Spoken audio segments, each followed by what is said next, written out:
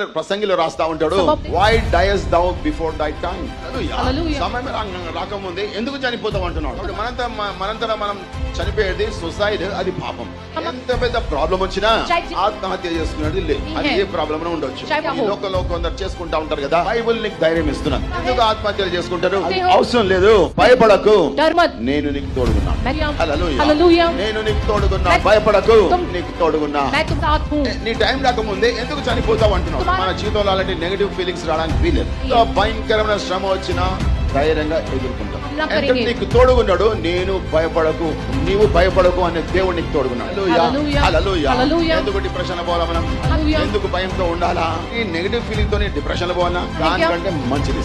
హల్లెలూయా. అనుకుంటాం ఒకటి, ఇంకోటి జరుగుతుంది. ఏదైనా దేవుని దగ్గర పెట్టు.